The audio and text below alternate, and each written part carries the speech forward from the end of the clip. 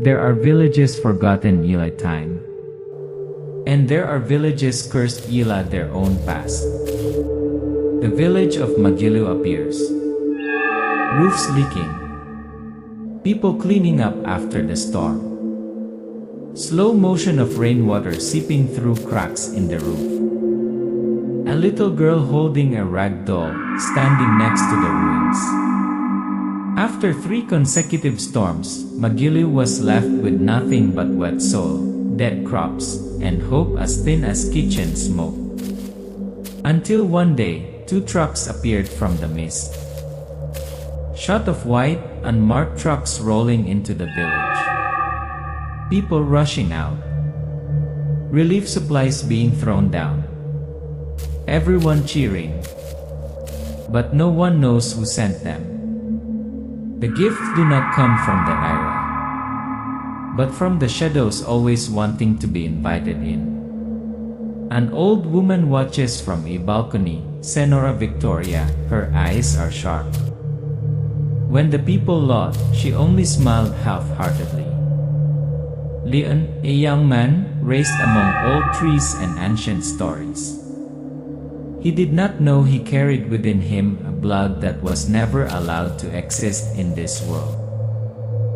Scene of Lin sleeping, then waking up in the middle of the night, covered in sweat. He dreamed of an ancient tree glowing blue, and a female voice whispering his name, Leon. Narrator. And when the darkness began to search for Diwata's blood, the 1,000-year war was rekindled.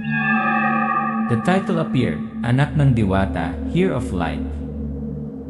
3 storms. 11 houses washed away. 2 lives lost. And when the water receded, there was only mud, poverty and silence. A little girl wading through the mud to retrieve her sandals. An old man sits watching the roof collapse. A quick intercut of old camera footage capturing the damage in the village. Narrator.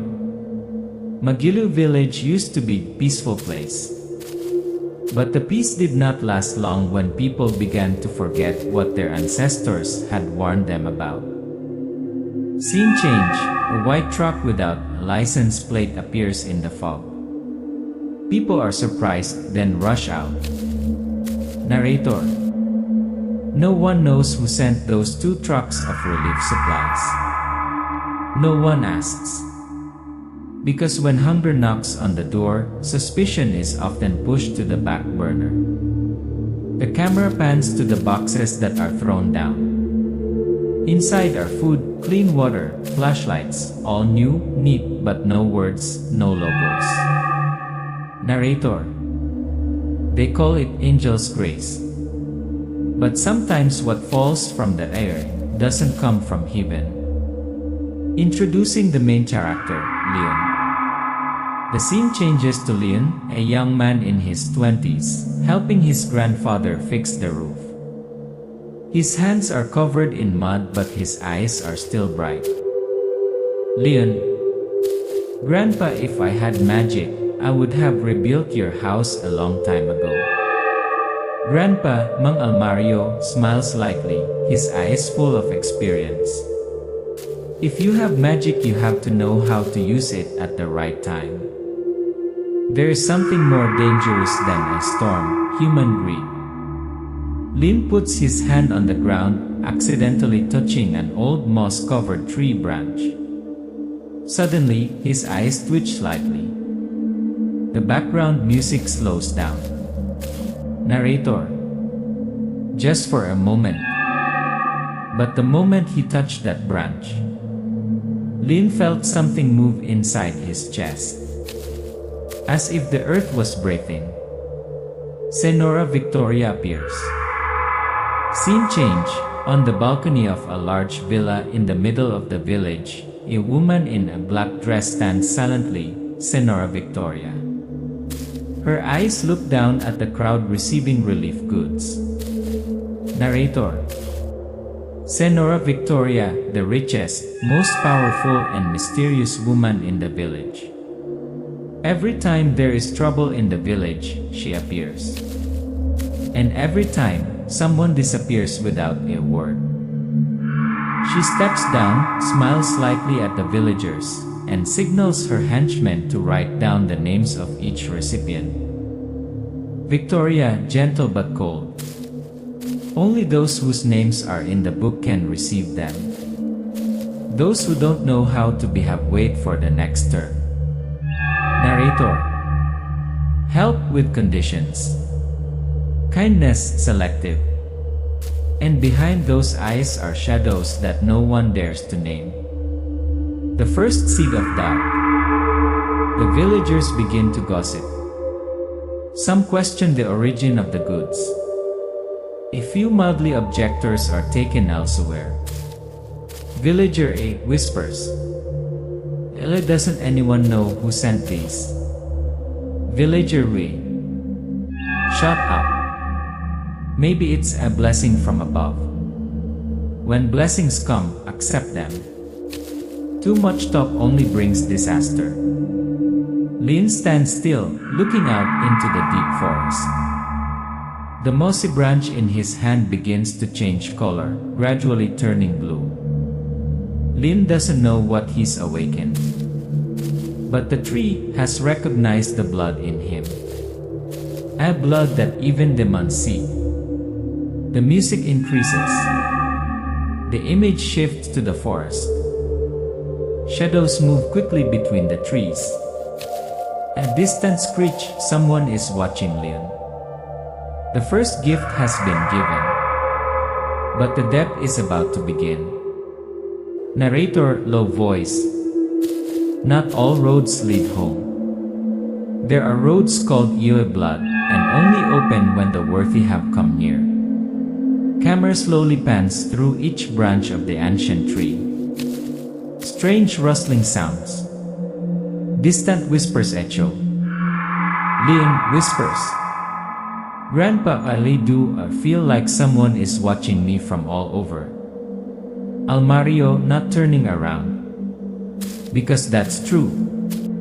The scene before them opens up into a circular area, in the middle of which is a giant ancient tree, its trunk glowing pale blue as if breathing. The air is still. Narrator. This place is not for everyone. Only those who carry the breath of the forest can hear the voices from 1,000 years ago. Recognition ceremony, blood mark. Almario. Take off your sandals. Barefoot. Stand under the tree, don't be afraid. Leon hesitates. What is this, Grandpa? Almario, eyes harden. The Dawa tree.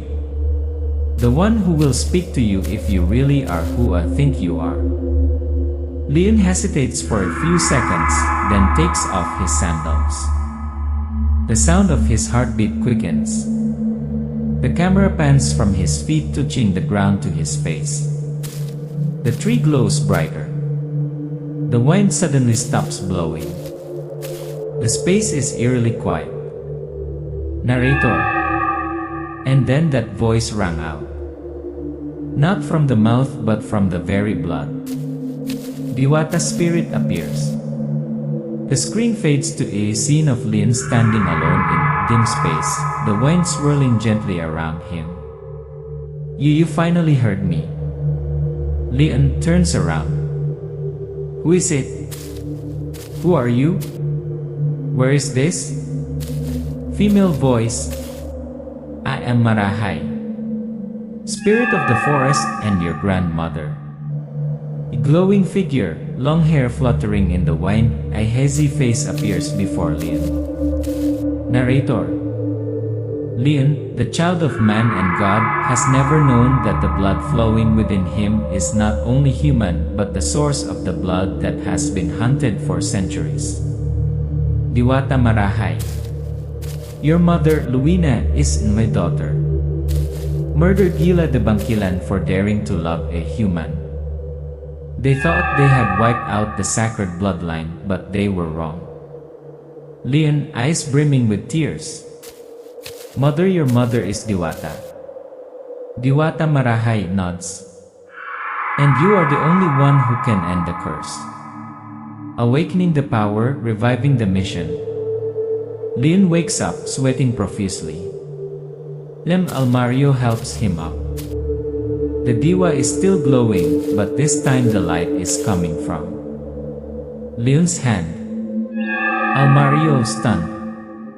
Oh, Enrai. Aye. Leon looks at his hand, the light flickers under his skin, as if it has its own soul. Leon. I feel everything. Even the earth, even you, even the wind. Narrator. Awakening is not just understanding one's identity, but feeling the burden of destiny. Suddenly a poisonous snake rushes from the bushes. Leon instinctively reacts, reaches out to block it. The snake bites, but there is no blood. The bite heals itself. Almario, trembling. Just like your father that day. I thought he was dead. But he stood up like already resurrected. Leon, breathing heavily. What should I do? Almario, deep eyes. Fight, Leon. But not just with your fists. With your soul, with your faith, and with what your mother left behind. Almario takes out a small knife carved with ancient words from his shirt. The blade glows blue like the light from the Dewa tree. Almario. This thing once cut an Aswang to ashes. Now it's your turn to use it. Night falls over the Magiliw forest. Far away, in the forest, many pairs of red eyes flicker between the trees. Chilling screech is heard. Narrator, slow hissing voice. And when the light begins to burn, the darkness knows its way back. Leon stands on the top of the hill, holding the sacred knife. The camera zooms slowly into his face, his human eyes now glistening like the Diwata's. Narrator, speaking in a low, urgent voice. There are truths that no one wants to remember. But once blood is spilled, memories will rise. And then no one can turn back. Scene of Dent knocking on Leon's door, his hands shaking. On his arm are 3 long and deep scratches, like from wild animal claws. Dante, panting. Leon. I saw it. I saw that thing in Victoria's mansion. The hidden truth. Scene of the interior of Victoria's mansion, luxurious but cold, dim yellow lights. The camera angle pans to the ancestral paintings on the wall, all with strange eyes. Narrator. For a long time, the villagers have whispered to each other, there are people who enter the mansion and never return. Leon, Amal, and Dante secretly break into the mansion at midnight. The music is low and fast. The 3 of them follow a narrow corridor. In a secret room, they find many young men's clothes, stained with dried blood, lying on the floor. Leon whispers. These are the clothes of those who went missing a few months ago. Amal shudders. Oh, and my God. Look at the holes in the collars. The camera pans to a statue of a goddess with its head broken off. Below is a circle of dried blood with ancient symbols. Narrator. This is not just a place to live but an altar. It's a place where rituals are performed to keep an ancient spirit alive. The truth about Victoria, the Blood Eater. Flashback blur, young Victoria, same face, unchanged over time. Leon's mother, Luina, fleeing in the middle of the night, holding a newborn baby, Leon. Narrator. Senorita Victoria, not only the richest woman in the village, but also one of the ancient Aswangs, who has lived for hundreds of years on the blood of young men with strong essence. Image of Victoria capturing Luina. Battle scene in the forest. Blood splashed on the dawa tree. Luina fell. Victoria turned away, thinking that the Diwata bloodline had ended. Narrator. But Leon is still alive. And while the divine bloodline is not dead, Victoria knows that her time is running out. Battle in the dark, death and awakening. Present, Leon's group leaves the mansion and is ambushed by humanoid Aswangs. The battle takes place in the dark forest. The sound is intense. Leon is scratched across the chest by an Aswang. The wound is deep, blood spurts out. Dante screams. Leon. Leon falls, eyes wide open. Darkness envelops. Scene of Leon floating in the void, so leaving the body. Space is white, Dewa tree appears from the mist. Diwata Marahai's voice. I fell, but that is the way to awaken. Leon sees his mother, Luina, in spirit form. Luina, tearful.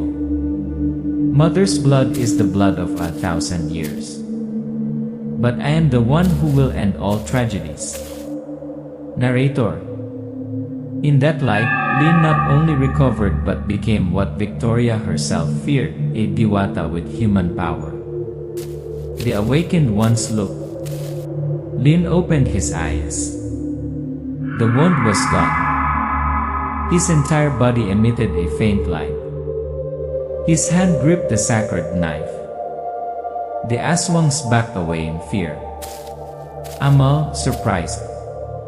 Your eyes are glowing deep. Leon, cold. We can't run forever. It's time to end the curse.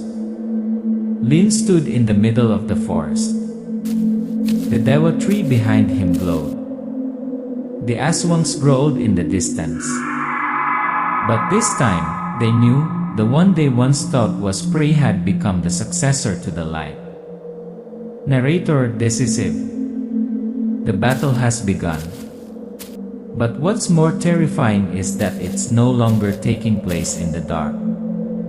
Narrator decisive voice. He is no longer human, but no longer a god. What walks in the darkness is a legacy. A last torch of a forgotten sacred bloodline. Planning the attack, reviving fate. Scene of Leon sitting with Mario, Dante, Amalvila the fire. They sketch out a plan to attack Victoria's mansion. Leon, eyes fixed on the Sibat. She knows I'm coming. But this time, I'm not here to run away. Almario, voice trembling but determined. You fight not only for your mother, but for all the souls she drained. Finish what never did. They clasped hands. The image flashes to their preparations. Dante sharpening his knife, Amal tying amulets around her wrists, Leon closing his eyes in meditation, reenacting the image of Diwata Marahai in his mind. Diwata in Leon's head. Power comes not from weapons, but from memories. Remember, fear not even in your own mind. Attacking the mansion, opening the gates of hell. The night aisle is gloomy. Leon's group appears in front of the mansion's gates. The ground shakes slightly. The trees around them are withering. Shadows begin to pass through the frame. Narrator. Every step into the mansion is a step back from the human world. They are entering a realm where souls are stripped bare and illusions become real. The door opens. They rush in. Immediately, the Aswangs in their true forms, long hair, fangs, claws, rush out from the walls. Dante shouts. Spread out. Kill everything without a heart. Battle erupts. Screams. Sibat clash with claws. Amal casts a fire spell, burning an Aswang. Dant is attacked from behind. Lin throws a Sibat, piercing the monster's head. Lin, decisive. There is only one person need to meet. Confronting Victoria, Battle of the Mind. Lin enters the Great Hall. Victoria is already waiting, in a circle of red blood. She no longer retains her human form, hair flying back, black eyes, deep voice. Victoria, cold love. The last child of the forest has finally come here. Lin, deep voice. And you will never step out of here again. Victoria raises her hand, the surrounding space shatters like glass. Lin falls into an illusionary world. He sees his mother crying, calling him a monster. Sees his friends die by his hands. Sees himself turn into an Aswang. Narrator. The real battle is not where blood flows, but where fate is crushed. Leon screams. This last anti. He stabs the Sibat into the ground. The entire illusionary world explodes. Everything turns to ash. He returns to the Great Hall. Victoria staggers, wounded. Victory and the prize. Lin charges. The two fight. Each blow is a collision of light and darkness. Finally, Lin stabs the Sibat through Victoria's chest. The light explodes, burning her soul. Victoria in her last breath. There's no way the DIWATA blood can win. She turns to ash, falling like dust. The mansion shakes and collapses. Calm after the storm, the return of light. Dawn breaks. The group sits on the hill, looking at the peaceful Magilu village. The rooster crows. The dawa tree glows softly. Narrator. Light doesn't come from magic. It comes from blood, from tears, and from the choice not to fall. Leon, whispering, hand-touching Sibat. I did it, Mom. Camera pans far. From Leon's determined gaze, the whole forest gradually brightens, as if the soul of the forest has been revived. Narrator tells. After a long night, not everyone survives. But for those who return, each breath is a new beginning.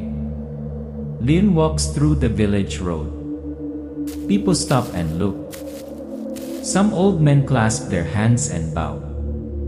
Children run out smiling. A woman whispers, the messenger of the sacred forest. See. The blood on Leon's shirt has dried. But the wound on his chest, the fatal scratch from Victoria, is gone.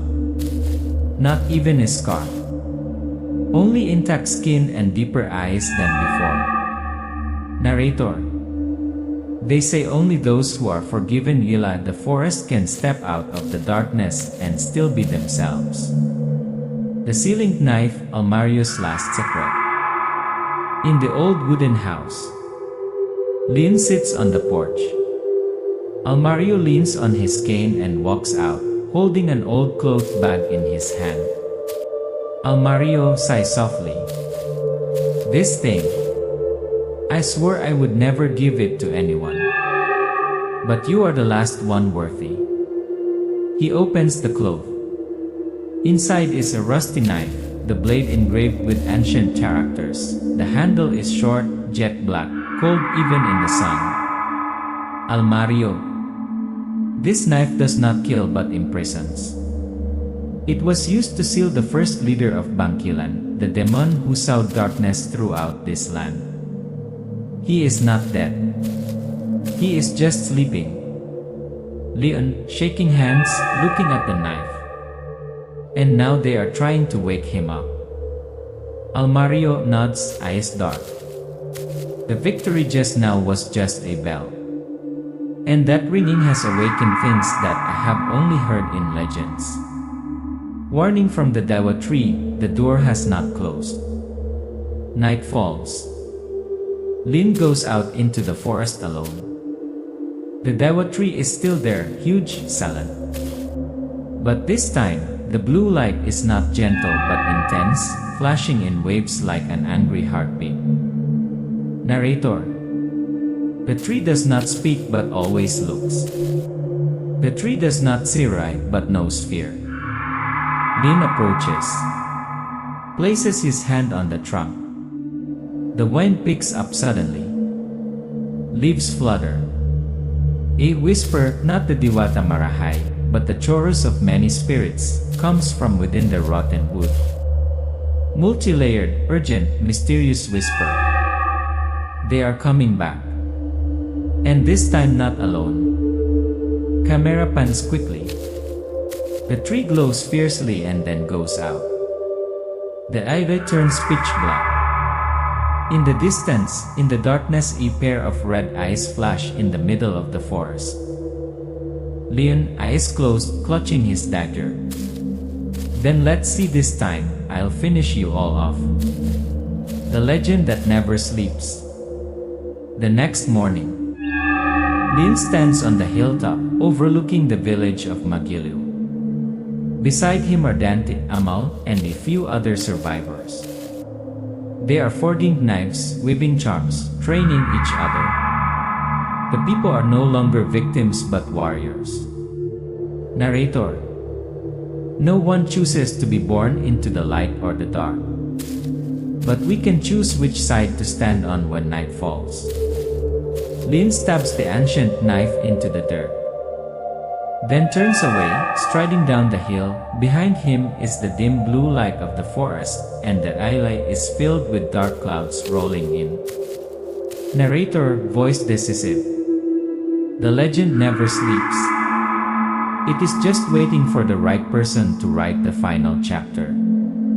Leon, Yi Descendant Diwata Part A, Yi Revolution Light. Ni Yi continued.